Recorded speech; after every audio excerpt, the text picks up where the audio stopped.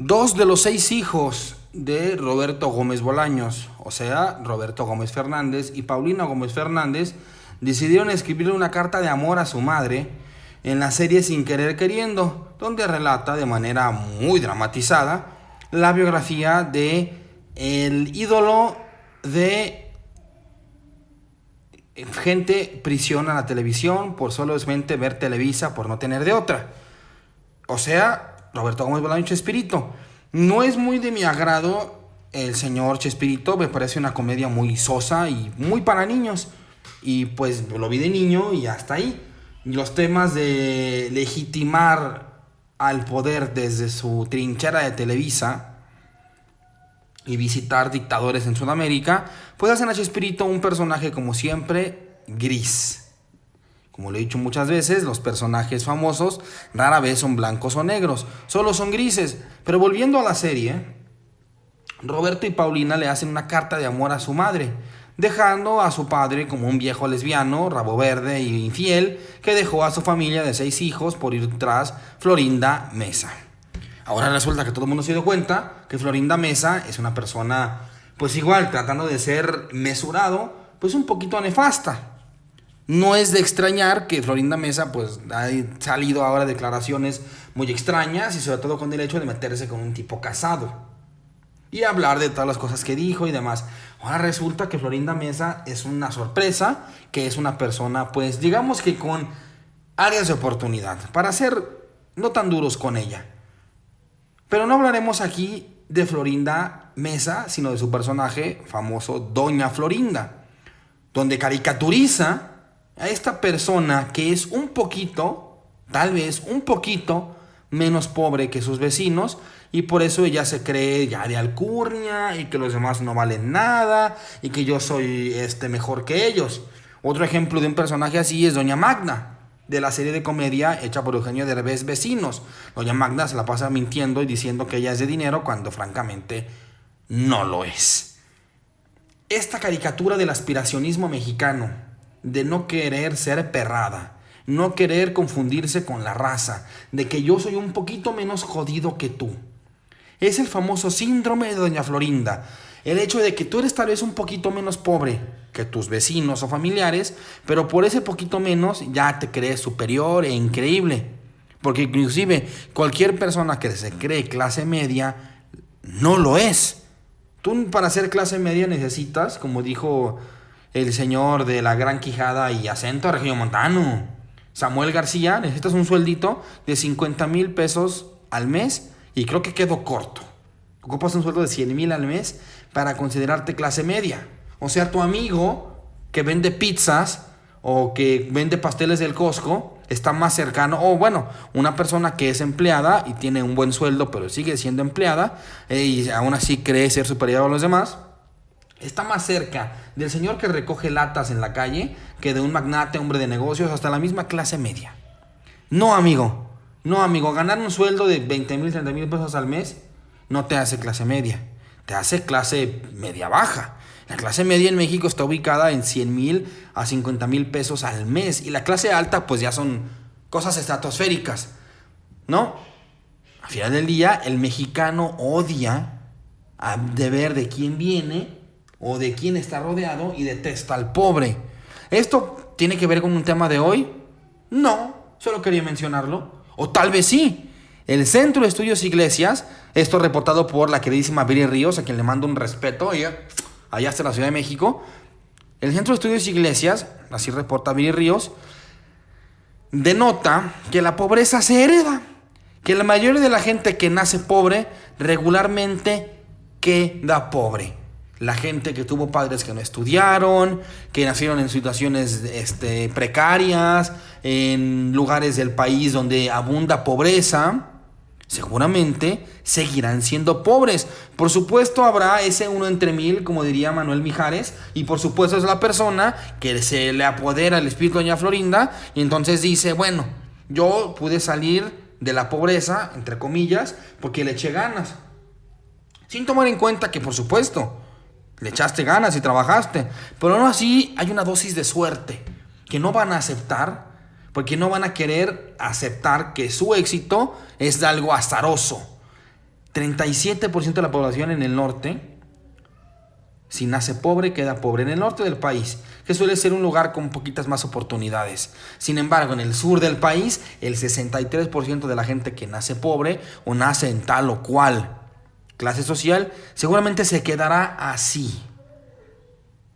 Entonces, doña Florinda posee a ese 37% que logró escalar socialmente y subir una escala social, y digamos escala social en una escala bastante decibelada, pues verá al de al lado que no pudo salir o que no ha podido salir, pues como una persona inferior a ellos. Y así, como doña Florinda, le dirá a su hijo cachetón que no se junte con esa chusma.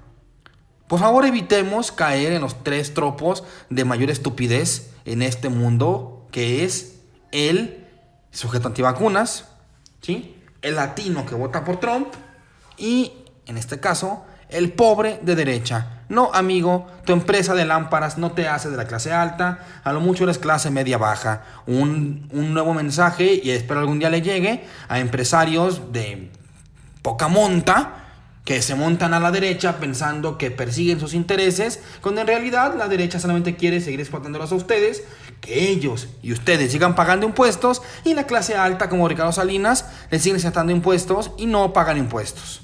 La clase media y media baja es quien mantiene al país, mientras la clase alta es de verdad aquellos que viven del erario público y de no pagar impuestos. Así que no, amigo, tu empresa de lámparas no te hace clase alta, solo te hace un imbécil. Saludo a Juan Carlos Gómez. Esto es El Cerdo en el Lodo.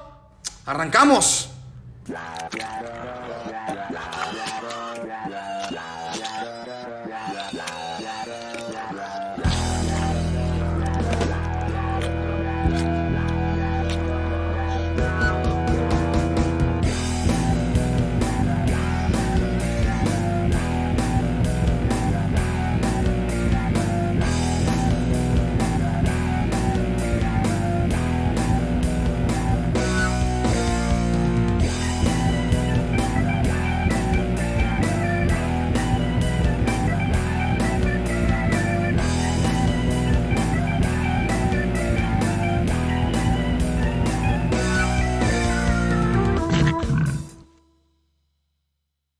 Después de esta bella introducción, que ustedes saben, déjenles confieso una cosa. Yo, por más que nada por tiempo, yo rara vez hago un guión de mis programas. Yo lo que hago es tener una lista de puntos del cual voy a hablar, temas que no se me pueden olvidar, y voy improvisando el guión. Por eso a veces parece que me pierdo, pero díganme si les gusta este estilo improvisado, más o menos rapsódico, o si les gusta un estilo un poquito más guionado, como tal vez la Chávez. Ustedes díganme, pero empezamos con las noticias de esta semana porque tenemos muchas. Seguimos con la noticia de Julio César Chávez Jr. arrestado en Estados Unidos por supuestamente tener temas con su visa. Resulta y resalta que me vengo enterando después de una breve investigación e información de los medios que sí, resulta ahí, en palabras de Nuria Valenzuela y Renato Guillén, la familia Chávez y la familia Guzmán Loera son como los Montesco y los Capuleto. Véase Romeo y Julieta. Son familias que viven en la misma zona y se juntaron por un matrimonio. No sé si se odian, pero se juntaron por un matrimonio. Resulta, pues, que Julio César Chávez Jr. es cuyello, entiéndase por cuyello, padrastro, de el nieto de Joaquín el Chapo Guzmán Loera. Uno de los hijos del Chapo Guzmán se casó con la actual esposa de Julio César Chávez. Después este sujeto, hijo del Chapo, falleció y ahora se casó con esa misma mujer, creo que se llama Frida, no investigué su nombre porque no me hace relevante. Y bueno, se casó con esa señora Frida y ahora resulta que el Julio César Chávez Jr. es cuyello y, por ejemplo, Chávez padre es abuelello del nieto del Chapo Guzmán. O sea, son consuegros. Bueno, consuegroides, consuegrastros, no sé. Vaya. Entonces resulta que la audiencia de Chávez Jr. era el 9 de julio. Pero resulta que su abogado reporta que Chávez Jr. no se le puede encontrar. O sea que está más pelado que Memo Ochoa en el 2017. Se peló que nadie sabe dónde está Chávez Jr., si se escapó, si sigue en el país o no. Total que se les peló. La audiencia, como era básicamente, ahora sí que lectura de cargos, pues se pospuso el 21 de agosto y esperemos que se presente, ¿no? O no. Quién sabe lo que Junior quiera hacer. También otra cosa exhibida, que quedó exhibida la Fiscalía de México, para sorpresa de nadie, la Fiscalía Mexicana es una bola de ineptos y buenos para nada, empezando por Gertz Manero. Pues bueno, resulta pues que había una orden de aprehensión de Julio César Chávez Jr. desde el 2023. Y ahí estaba, en el escritorio. Está haciendo, bueno, la orden de aprehensión fue por temas de portar armas y por andar empistado y traficar armas. Bueno, supuestamente por tener armas y por andar muy borracho. Por eso es que la orden de aprehensión en México. Resulta pues que esa orden nunca se llevó a cabo, nunca hubo tal aprehensión y Chávez Jr. es una figura pública. Digo, ¿por qué no fueron por él? Digo, a lo de cruzar la frontera, ¿por qué no lo detuvieron? En la frontera mexicana, ¿sabes qué, papi? Vas para atrás. Nos recuerda entonces que la Fiscalía Mexicana o es dos cosas, o es inepta o es sujeta a influencias. Porque sabemos que Julio César Chávez padre, casualmente, dio la clase de box más grande de América Latina en el Zócalo de la Ciudad de México y dio una clase de box gigantesca, emulando la misma clase de box que hubo cuando Claudia Sheinbaum fue jefa de gobierno. Sabemos que a Morena le gusta cancelar carpetas de investigación por favores. Vean el caso Yunes Márquez. Y bueno, veamos qué sucede entonces con Julio César Chávez Jr.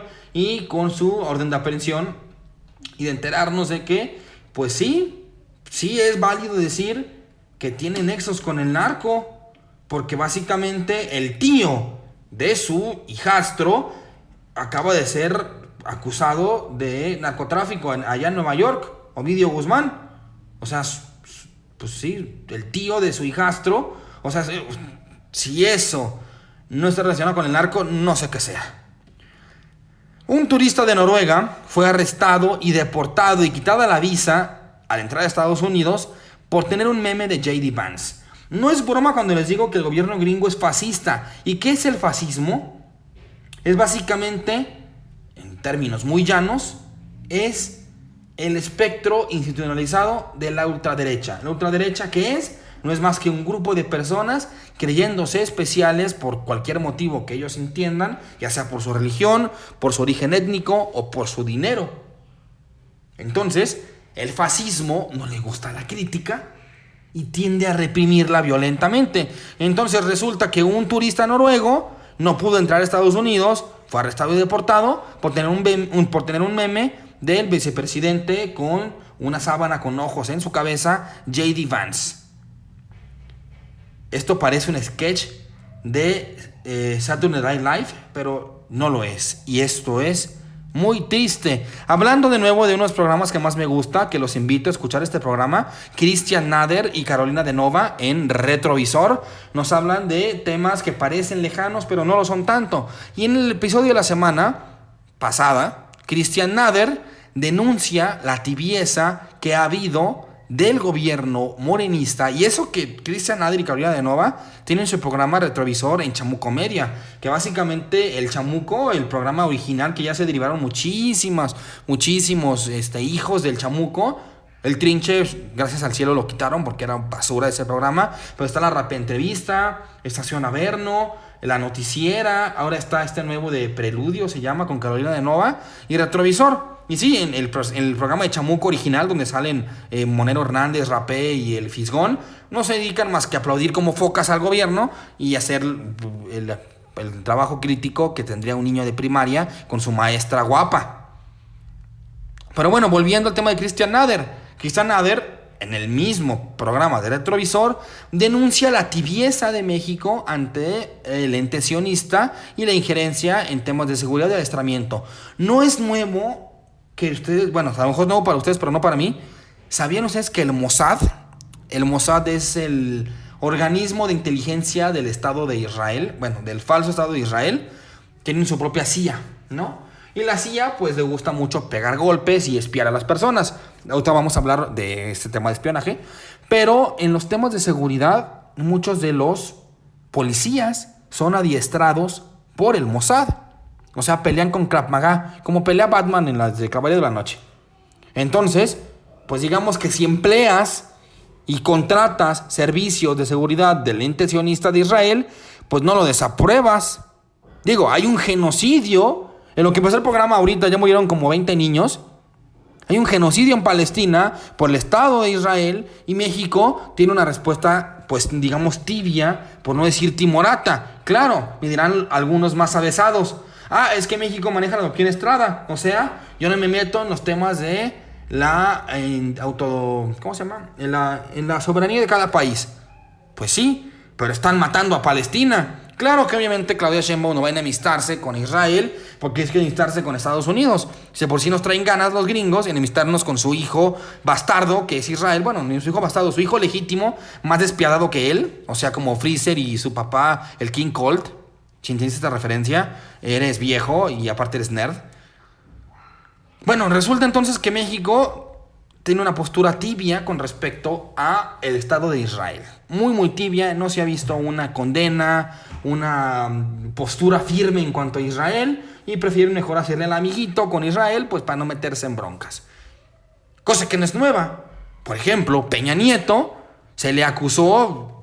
Mágicamente salió digo mágicamente porque es suspicaz, pero no diré esta parte suspicaz. No se trata de este programa de decir suspicacias. Mágicamente apareció un artículo en una revista judía, igual de Israel, en el que denuncian a Peña Nieto por haber recibido sobornos para poder comprar el sistema de espionaje Pegasus. Pegasus fue el famoso sistema de espionaje que utilizaron para espiar a Carmen Aristegui y a sus allegados después de investigar la Casa Blanca. Te llegaba un mensaje de texto, metías el link y ese software clonaba tu celular. Y podían espiarte completamente. Este sistema de espionaje lo trajo Peña Nieto. Un sistema parecido quería utilizar Marcelo Ebrard. Dijo una especie de... Recuerdo que hizo una especie de propuesta de campaña cuando fue corcholata para ser presidente de este país. Y pues bueno, sabemos que van a usar instrumentos de software de seguridad algo parecidos ahora con la nueva reforma que hablé la semana pasada. Y muy seguramente tienen origen judío. Así que bueno, el gobierno mexicano ha sido siempre servil y cliente del Estado de Israel, lo cual es preocupante por un gobierno que se dice de izquierda y no condenan un genocidio. No lo hacen desde la presidencia. Y yo entiendo, es meterte en problemas con el taco. Pero bueno, digamos que ¿a qué precio traicionarás tus propios ideales? ¿Por estar bien con el taco? Changos. Una cosa es diplomacia, otra cosa es ser un tapete. Pero bueno, siguiendo adelante con otras noticias, les recomiendo el programa de Sabina Berman llamado Largo Aliento. Tuvo una invitada espectacular, una invitada americana, que habló sobre un tema del feminismo y un feminismo muy aterrizado. Básicamente, ¿qué está pasando? Con la revolución femenina, las mujeres han tenido acceso a mayores oportunidades de empleo, ¿no? Antes, pues era común que una mujer cambiaba su cuerpo por el sustento y se dedicaba a ser una incubadora humana y una vaca personal. Entonces, cuando las mujeres pueden elegir ser vacas personales y, digámosle, amas de casa por decisión, unas pueden seguir siendo por decisión, excelente, y otras no, otras pueden ir a ganarse el pan. Pues resulta que han bajado la natalidad en los matrimonios en Estados Unidos y en México porque las mujeres simplemente no se quieren embarazar. Muchas mujeres priorizan su carrera profesional antes que la vida familiar. Y si antes había si antes había 6 hijos, ahora hay de a 1 o de a 2, si es que, porque aparte, en una cultura machista como esta, la mujer suele llegar a la casa a hacer labor doméstica. Así que la mujer trabaja doble turno. Llega de chingarle a la oficina y llega a chingarle a la casa. Y hay machitos bastardos que no hacen nada más que levantar sus propios testículos que se les pegan al sillón. Sin embargo, bueno, las mujeres no están dispuestas a aceptar esto. Las mujeres no se están casando. y menos teniendo hijos. Lo cual preocupa a países como Estados Unidos, que les interesa mucho la labor esclava, asalariada. Por lo cual están intentando, según esta periodista, multar a las mujeres que no tengan hijos o no permitirles votar. Escandalosa propuesta del gobierno gringo, que no votan las mujeres que no tienen hijos. Sexismo, ¿dónde estás? Y básicamente los invito a escuchar este programa. Les pondré la liga en los notas del programa. Acabando de ver este episodio, pueden ver a Cristian Nader y Retrovisor y a Carolina de Nova, y pueden escuchar este capítulo de la señora Sabina Berman. Básicamente también dice una cosa: ¿por qué se habla de un feminismo en que una mujer puede ser mamá y puede ser trabajadora, ir al gimnasio y tener una empresa y hacer yoga? Porque las mujeres que suelen hablar desde su privilegio, mujeres como Aislinn Derbez, digámoslo así, pues tienen como 3 nanas, 4 asistentes domésticas y secretarias y demás. Ahora sí que el 1% de la población más rico le dice al 90% más pobre que pueden hacer todo lo que quieran: ir al gimnasio, trabajar, ser mamás, ser amantes y aparte tener una banda los domingos, porque pues si quieres es porque puedes, papi. No, esas mujeres, hablando de su privilegio, tienen muchísimas empleadas y nanas y no necesitan llegar a limpiar la casa. Otra estadística brutal que dijeron con Sabina Berman es que el 1% más rico de la población es quien permanece casado, porque tienen personas contratadas para hacer la labor doméstica. Y el sistema de cuidados. No se preocupan por quién cuida a los niños o al abuelito enfermo, porque pueden contratar enfermeras y nanas y cuidadoras con el dinero que tienen en demasía, hablando una vez más de la clase alta, como hablé hace rato. El 90% más pobre de la población suele divorciarse. El divorcio ha crecido hasta un 80% de una década a la otra. Raro un matrimonio que se queda casado. Y solamente el 1% de la población más rico permanece casado, pues porque básicamente están jugando el matrimonio en modo fácil. Y hablando de una vez más, y aquí se viene el tema con más carnita de la semana, con más carnita, ¿va? Vamos a darle. Si ya estás cansado, tómate un tiempo, tómate un café, cambia de posición o ponle pausa y sigue mañana. Sigues aquí, vamos adelante. Hubo una marcha este 4 de julio en las colonias La Roma y La Condesa de la Ciudad de México para protestar en contra de la gentrificación. La marcha salió bien hasta el primer instante y después llegaron encapuchados a destruir locales, pintarrajear muros y hacer vandalismo sin sentido. Vámonos, ya que les por partes. ¿Qué es la gentrificación? En términos campechanos, en términos llanos, la gentrificación es la alza de precios en cierta zona de una ciudad por la distinta demanda que hubo en tal zona. Elaboro. Muchos gringos durante la pandemia vinieron a vivir a México, puesto que hubo ya puestos híbridos o puestos en línea, que puedes trabajar desde tu casa y no ocupas ir a la oficina jamás, o una que otra vez al año. Así que esa gente estadounidense decidió venirse a vivir a México, a trabajar en sus computadores y jamás ir a su oficina y ganar en dólares y gastar en pesos. Evidentemente, ¿a qué colonias llegaron estos gringos? A la Condesa y a la Roma y a las colonias más caras de por sí de la Ciudad de México. Y muchas otras, no nada más esas dos, pero son las principales. ¿Qué pasa entonces con los caseros y con los empresarios alrededor de esa zona? Como pasa en las playas, como pasó ya en Los Cabos, como pasa en Cancún, como pasa en Vallarta, como pasa en muchos lugares con mucho turismo. Los comerciantes y empresarios son unos gandallas que dicen, ganan en dólares, pues les cobro en dólares, cuando tu clientela no es completamente en dólares. De ahí el problema. Una renta pasó de cobrarse en 3,000 pesos a 6,000, 7,000 pesos. Impagables con un sueldo de 1,500 a la semana o 2,000 a la semana que gana un obrero promedio. Mucha gente tuvo que irse de esas zonas donde vivían porque sienten donde les ajusta. Y no solamente pasó en colonias fifís como la Condesa de la Roma, pasó en la Colonia Juárez, en la Naucalpan, en muchos lugares chilangos que yo no conozco, pero sé que sí pasó también en León, Guanajuato, que yo conozco muy bien, que hubo muchos japoneses que llegaron a encarecer zonas solamente porque ganan más dinero. Y ahí que la gentrificación tiene dos principales causantes. Número uno, los empresarios gandallas que abusan de que hay clientela más adinerada para querer engancharlos a todos sin distinguir quién es una persona que gana $1 y quién no.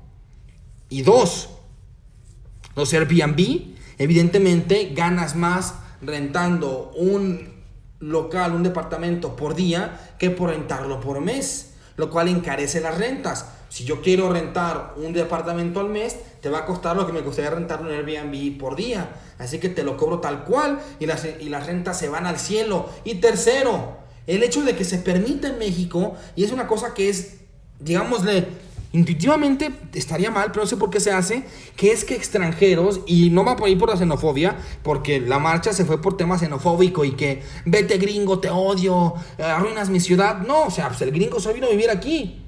Hasta cierto punto, o sea, no tuvo la culpa. Pero bueno, los empresarios después fueron unos gandallas. Pero bueno, el chiste fue aquí que no se debería permitir que una persona extranjera pueda comprar casas y edificios de departamentos completos y luego especular con su precio. ¿Qué es especular? Básicamente invertir en bienes raíces para luego rentarlos y ganar dinero de eso. Como decía el bro idiota de las finanzas, bro, ser pobre no es tan difícil. Digo, ser pobre no es tan difícil. Se lo compras 3 apartamentos, rentas 2 y vives en 1. Wow, excelente. No debería permitirse a alguien tener más de una casa si no se tiene casa toda la gente de por sí. Elaboro, si hay 100 casas a la venta y hay 160 personas que las quieren comprar, por ejemplo, y en realidad en vez de comprar 100 casas, esas 160 personas compran casas, 60 se quedan sin casa. No, lo que pasa es que de esas 100 casas compran 98, un conglomerado inmobiliario, un grupo de inversionistas, digamos BlackRock, que es la empresa más malvada de la historia, y dejan 98 casas para ellos y 2 para la perrada. Y luego lo malo es que rentan esas 98 casas, en vez de poder comprarlas, o departamentos en vez de poder comprarlos, lo rentan a precios exorbitantes. Porque especulan con el precio. Si el vecino lo dio a 3,000 porque él lo renta por el precio Airbnb, yo lo subo a 4,000, yo a 5,000, yo a 6,000. Y los precios no tienen nada que ver con la realidad material de los sueldos de las personas. Y es donde la mano invisible del mercado, en vez de invisible, se vuelve inexistente. Y el mercado, cuando se regula solo, sin intervención del Estado, pasan estas cosas. La mano invisible y el libre mercado funciona a veces, bajo ciertas circunstancias. Si la dejas ir sola, la mano no existe y todo se cae. Y sí, a lo mejor el empresario, digamos, de a pie, el empresario mediano, ¿no? Ese doña Florindo cualquiera, pues a lo mejor tampoco tiene tanta la culpa. Pues a lo mejor él sube los precios porque pues quiere ganar más dinero. Ok, te lo doy por buena, pero también tienen más la culpa esas empresas y conglomerados inmobiliarios, digamos de Santiago Tajadas, que compran una gran cantidad de inmuebles y luego los rentan cuando hay gente que no tiene casa y jamás la podrá comprar porque los precios están en las nubes. Haciendo el ejercicio hermenéutico, pues sí, la marcha pues es muy poco útil. Se requiere acción gubernamental ya para que la gentrificación baje. Por ejemplo, topar las rentas. La renta debe toparse, la renta llega hasta aquí. ¿Por qué? Porque basados en un análisis financiero y económico, un obrero de tal lugar puede pagar tanta renta. Y listo. Topar las rentas y que alguien extranjero no pueda comprar propiedades cuando un local no las tiene. Y no es por ser xenofóbico, es por ser garante del derecho humano que está en la Constitución, que el gobierno te debe garantizar tu casa, dónde vivir, vivienda. Y no, mejor favorecen a conglomerados inmobiliarios y no les dicen nada. 2 acciones muy sencillas topar rentas y evitar la especulación inmobiliaria. Claro que van a decir los de derecha, pero eso es Venezuela, cómo topan los precios, cómo se atreven. Pero bueno, dejemos que esa gente ladre y siga defendiendo a sus amos como los perros que son, y esperemos que de verdad se haga algo. Porque bueno, sí, también hablemos de que la marcha no sirve de mucho. A lo mejor puso el dedo en la llaga y tal vez el gobierno haga algo, o tal vez no, porque es meterse en un pantano muy cañón, pero ojalá y me calle en el hocico. Y dos, el tema xenofóbico de que adiós los gringos, gringo te odio, pues digamos que es inconveniente, porque básicamente estás tomándote, como dijo Rodrigo Rosarín, estás tomando una pastilla para el dolor de cabeza cuando tienes cáncer. No, pues los gringos no son el problema, los gringos son dolor de cabeza. El problema es el cáncer en el cerebro que tienes, como dijo Diego Rosarín. No tiene sentido tomarte aspirinas cuando el problema no es ese. Entonces, no, el tema xenofóbico pues fue, digamos, de inconveniente. Y por último, por supuesto, el tema de la violencia, pues no abona, no ayuda. Digamos que no sirve de mucho. Pero bueno, ahí queda. Recuerden siempre hacer este ejercicio hermenéutico para cuando vean una noticia, ver los puntos de arriba y puntos de abajo, porque una vez más, recuerden que, y no lo cansaré de repetirlo, en el punto medio de varias versiones está lo más parecido a la verdad, y la verdad es que hubo una inundación en Texas, tremenda inundación en Texas, el río Guadalupe se desbordó, y hasta el sol de hoy se reportaron 111 muertos y 161 desaparecidos. Se dice que también el gobierno gringo pudo haber hecho algo mejor para esas inundaciones y las muertes que provocó, porque la orden de evacuación se dio muy tarde. Siguiendo con muertes en Washington, alias Amityville, alias Detroit, Michigan, el secretario de ayuntamiento del municipio de Apaseo el Alto, Ignacio Alejandro Roaro Aguilar, fue abatido y muerto en unas canchas de básquet.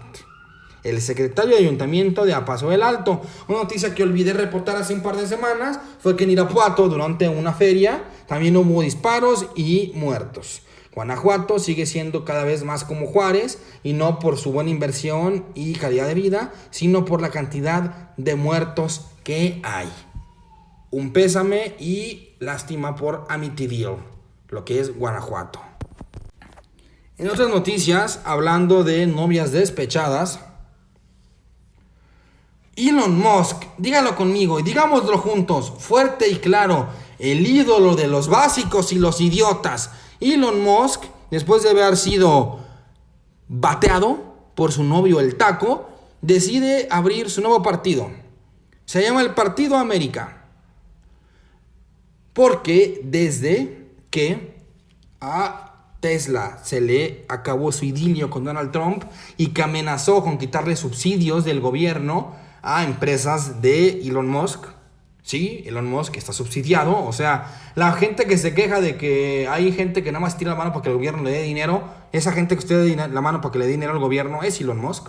Pero bueno, cuando amenazó el Taco de quitarle sus subsidios, las acciones de Tesla cayeron tremendamente. Y bueno, con el famoso Big Beautiful Bill del señor Taco, pues amenazan con quitarle subsidios a Elon Musk. Es por eso que Elon Musk decidió que, bueno, tal vez no fue la mejor idea apoyar al Taco en su candidatura, y mejor va a ser su propio partido con robots y juegos de azar. La Super Curp. Esta CURP de la que hablamos la semana pasada, les dije que esta CURP iba a ser tema a lo largo de varias semanas, y hay consejeros del INE, ¿cuál es el verbo correcto? Consejeros del INE indican o resaltan que el hecho de utilizar la Super CURP como identificación oficial puede que desincentive el voto de por sí. Y yo estoy de acuerdo con el INE en este caso. Si de por sí la gente no vota, y eso que la gente tiene su INE para comprar las chelas los domingos, y tu adolescente promedio saca su INE en breve porque quiere ir a los bares, pues si la CURP deja de ser la identificación oficial, puede que mucha gente ya ni la saque, porque de por sí la gente es huevona y irresponsable. Ahora cuando la credencial del INE ya no es indispensable, pues puede que ya vayan a votar menos. Así que yo estoy de acuerdo con el INE, que la Supercurp se vuelva una identificación oficial y no la del INE, puede que repercuta en el padrón electoral para próximas elecciones, pero eso lo veremos en tal vez 2 años. Juan Ramón de la Fuente, el canciller de nuestro querido México, se fue a hablar con los BRICS. Otrora amenaza del Taco de que quien fuera los BRICS, que no fueran los BRICS, ya saben que los BRICS es esta liga de los superamigos, pero del otro lado. Si la G7 es la Liga de la Justicia, digamos que los Vengadores son los BRICS. BRICS se entiende por el conglomerado de países de economías alternativas al G7. El G7 son los amigos populares y bullies del barrio, ya saben, Alemania, Italia, Estados Unidos, Canadá, España, bla, bla, bla, bla, bla. Y así que los alternativos, los otakus del grupo, son Brasil, Rusia, India, China y Sudáfrica. Esos son los BRICS. Y Juan Ramón de la Fuente se fue a hablar con los BRICS. Fue a hablar con el amigo Lula da Silva y pues hasta ahí. No quisieron ser muy vocales en cuanto a la visita de Juan Ramón de la Fuente a los BRICS, porque el Taco amenazó de aranceles. Para variar, el Taco amenaza con aranceles a quien se junte con los BRICS, y ahora sí que quien le ponga el cuerno al querido Taco. El FBI, y ese tema es muy largo y muy complicado, trataré de resumirlo porque creo que lo han visto mínimo en Facebook.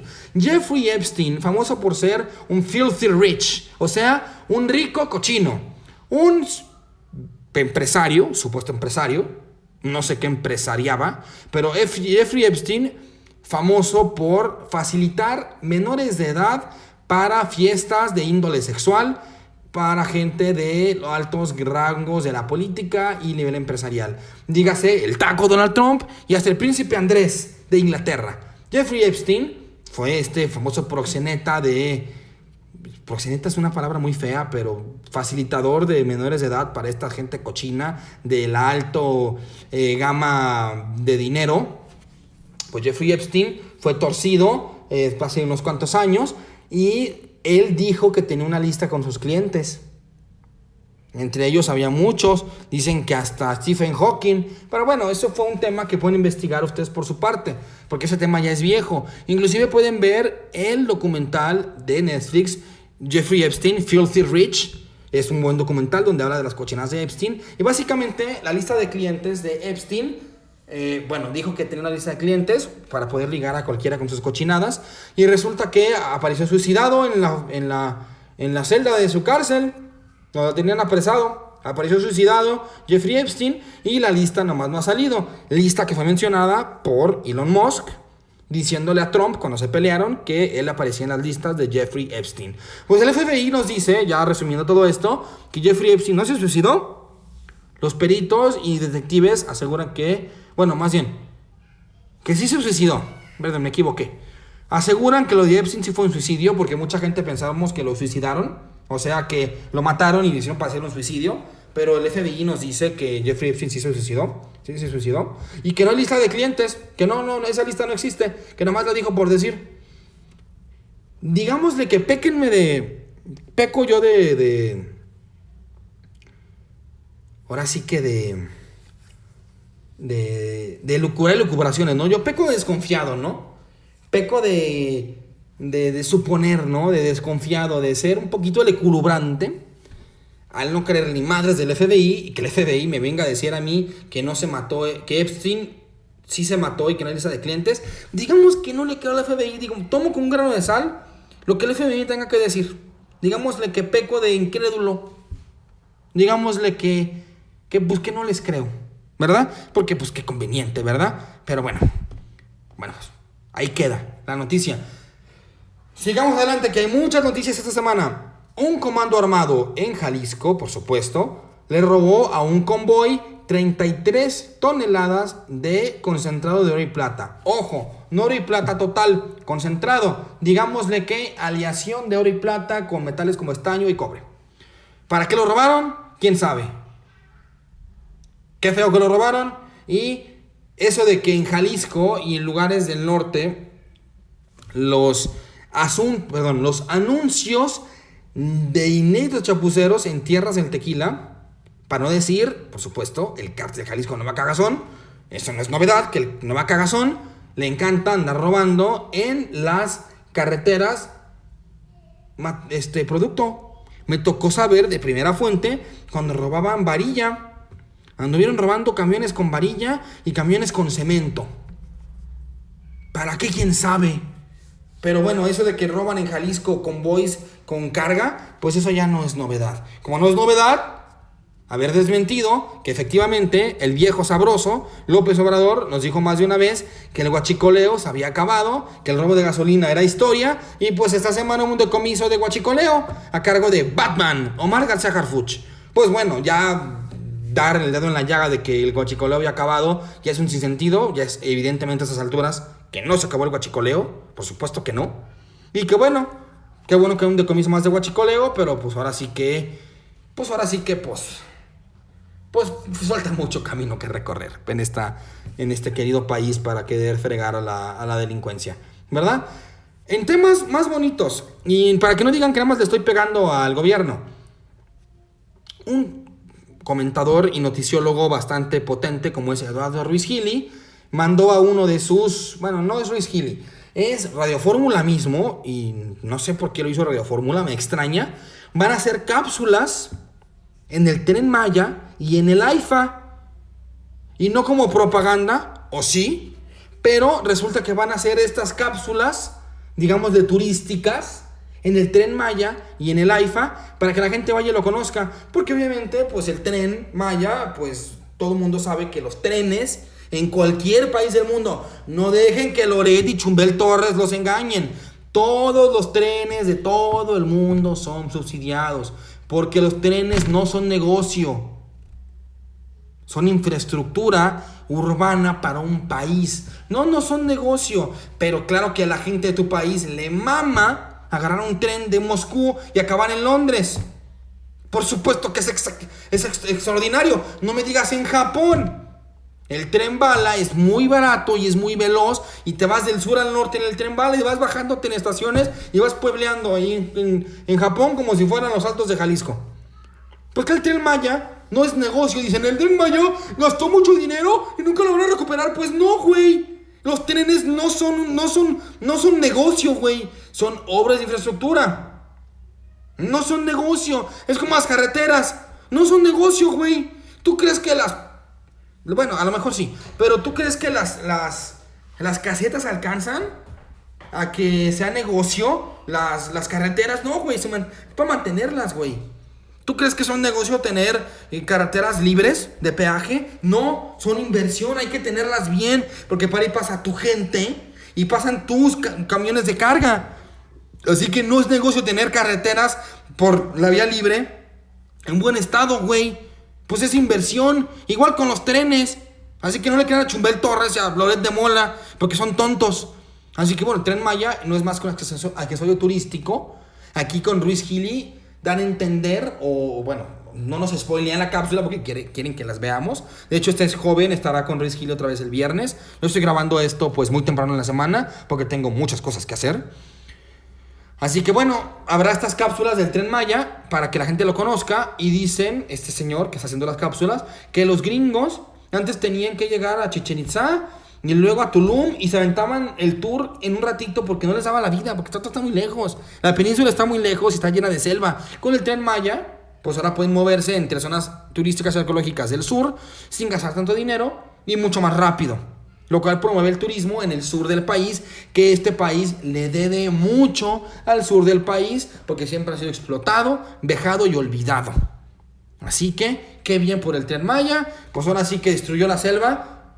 Pues sí, también se aseguró, o ya se dijo en el gobierno, que sí hubo un poquito de daño a la flora y a la fauna. Pues sí, dice ese señor de las cápsulas que inclusive hay puentes pachanguitos en el Tren Maya. Y bueno, pues si va a ser infraestructura, pues claro que va a haber daño a la flora y la fauna. Y pues nada más esperemos que ese daño que hubo al medio ambiente pues valga la pena, y si no es que vale la pena, pues mínimo que no sea tan perjudicial, y mínimo ya con que sirva de algo, pero pues ya lo hicieron, ya quitarlo sería un sinsentido, ya se hizo, se acabó en tiempo y forma el Tren Maya, No como Dos Bocas, claro. Se acabó el programa en tiempo y forma. Pues ya lo hiciste, pues ya hay que usarlo, güey. Pues ya ni modo que lo destruyan. Ya chingaste la flora. No es que va a volver a crecer si lo quitas, ¿verdad? Bueno, una noticia muy hermosa. La gente que creció en los 2000 y finales de los 90 se acuerda de los comerciales de Televisa, de la revista El Consumidor. Había comerciales de la revista El Consumidor de mayo. Hablamos de esto y hablamos del otro. Por temas de pandemia, la revista del Consumidor, publicada por Profeco, Procuraduría Federal del Consumidor, dejó de hacer la impresa para hacerla digital, lo cual pues bajó mucho su interés. Obviamente a mucha gente nos gusta mucho el tema impreso, ¿no? Lo impreso tiene su encanto. Así que la revista del Consumidor vuelve impresa. Flamante estreno. Van a hablar de jamón. Les recomiendo leerla si tienen algo de tiempo que matar, porque habla de aguas con qué jamón compras, porque el jamón es a veces peligroso si no es de buena calidad. Y que Profeco se está poniendo bravo con jamones que no son jamón y les pone imitación jamón. Así que pues procura comprar el jamón pues mejorcito para tu salud. Los jamones de Selva Negra y Tangamanga, denuncia la misma Profeco, que por más caros que sean, son basura. Así que de nuevo, le recuerdo a los sibaritas que compran lo más caro solo porque es caro, que el jamón de Tangamanga y de Selva Negra, por más caros que sean, son una cochinada. Así que no compres lo más caro solo porque es caro. Compra lo más bueno, aunque sea tal vez no lo más caro. No seas un sibarita. Ya para acabar, el delito de extorsión se vuelve de oficio. O sea, ¿qué quiere decir? Que la extorsión se va a perseguir sin que nadie lo denuncie. Pues qué bien, porque la extorsión es uno de los crímenes que más afecta a nuestro querido pueblo mexicano. ¿Quién no ha sufrido una extorsión por teléfono? Y peor aún, empresarios y microempresarios que tienen que pagarle piso a los pinches narcos para que los dejen trabajar. La extorsión se vuelve de oficio para intentar disminuir este crimen que nos afecta mucho. Ya veremos si la medida funciona. 2 y nos vamos. El taco.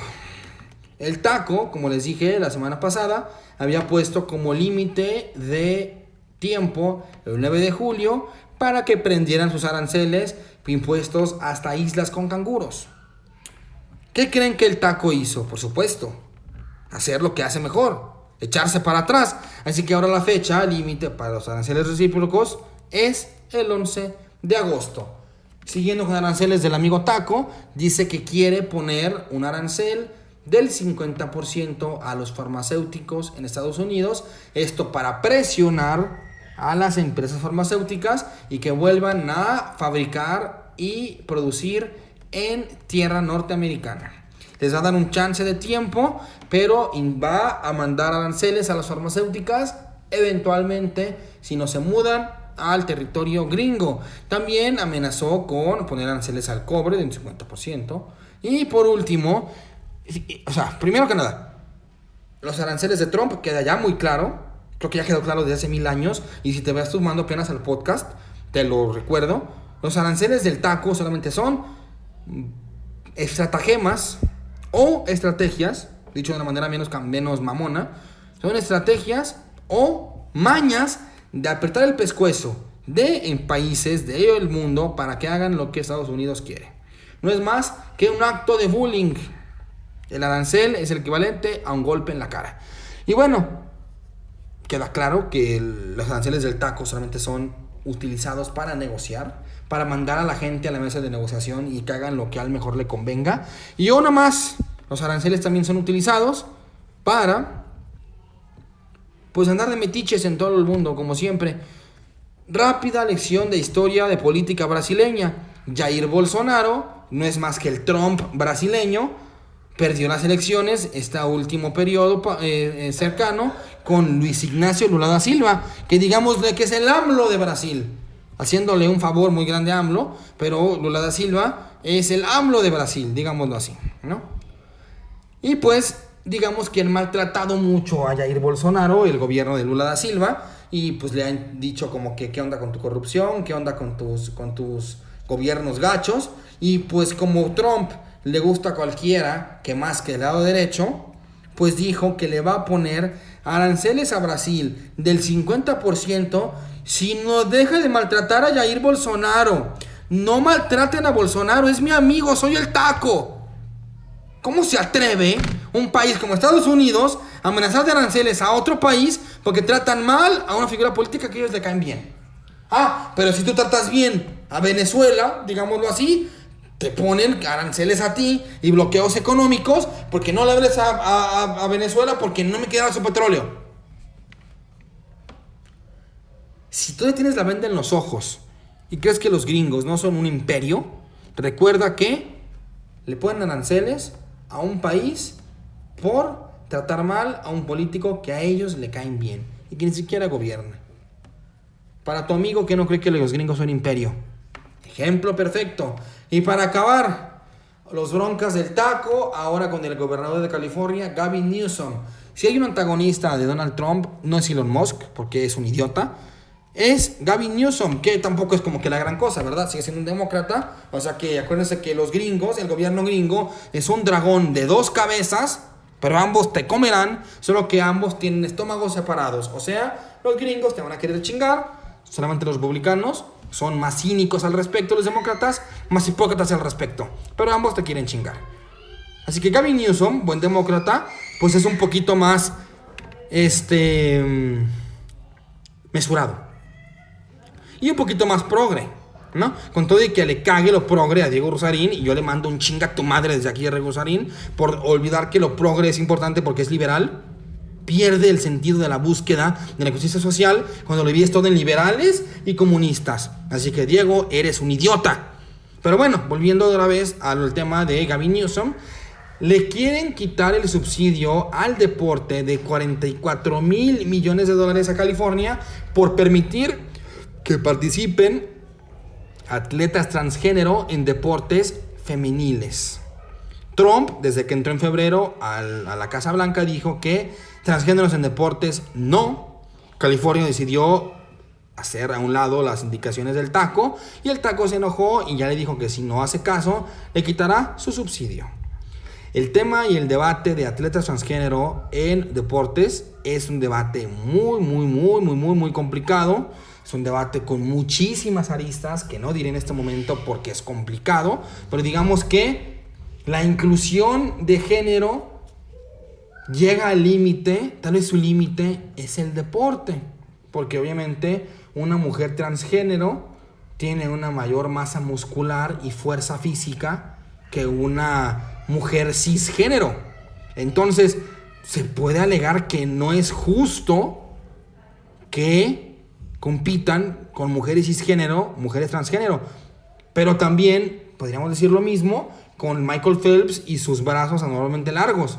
No es justo que un hombre que parece mantarraya compita en natación con gente que no lo parece. Digamos, el debate está allí. El tema de trans y cisgénero sigue siendo complicado, y el tema de los atletas es muy arenoso y muy enlodado, muy complicado de tratar. Lo que sí es que no saques tu transfobia oculta con el tema de los deportistas. Si odias a los trans, los odiarás aunque no hagan deporte. Así que no dejen que sujetos conservadores, en la máscara de defender a los atletas, como si ellos hicieran más de 2 sentadillas, saquen su transfobia bien metidota, defendiendo a deportistas que en su vida conocen y que no son parte del gremio porque rara vez hacen 2 lagartijas. Sí, el tema de transgéneros y cisgéneros en el deporte es un tema peliagudo, muy peliagudo, pero de nuevo, noten cuando un transfóbico lo usa de máscara para sacar su transfobia metida hasta la médula. Y este fue el cerdo en el lodo de esta semana. Muy movida la semana. El verano esperemos que se calme, porque el verano está que arde, literal. Así que bueno, ese es el cerdo en el lodo. Síganos en Instagram, Facebook, Twitter, aunque no lo uso, Spotify, YouTube, Apple Podcast, lo que quieran. Déjenme un comentario porque me gusta muchísimo los comentarios, me hacen muy feliz. Compartan y pásenlo a su amigo, amiga, que pueda informarse de la manera tal vez un poquito más, no quiero decir centro, pero sí imparcial. un noticiero imparcial. Pásaselo a tu amigo que quiera un noticiero imparcial. Y pues nada, este martes 15 de julio hay un especial sorpresa. No les diré de qué es el especial, es sorpresa, escúchenlo por allí. Es algo diferente a lo que hemos hecho todo el tiempo y va a ser, yo creo que único o muy esporádico. Y recuerden que a finales de julio y en todo agosto tengo especiales muy hermosos, muy padres, que salen desde el fondo de mi corazón. Son 3 especiales muy bonitos, los 3 son seriados, así que esperemos les gusten los que salen en agosto, porque si les gusta, podremos hacer cosas más parecidas más adelante. Por lo pronto, este fue el cerdo en el lodo. Un agradecimiento a los benefactores, a los únicos que me han aportado hasta ahora, que son mi amigo Alberto Gómez por su donación que nos dio, y a Martín Pacheco por la música, y a mi hermana Regina Vera por patrocinarnos equipo de hardware para este podcast. Un abrazo y muchas gracias a todos los 3. Esto fue El Puerco y nos estamos viendo la próxima semana.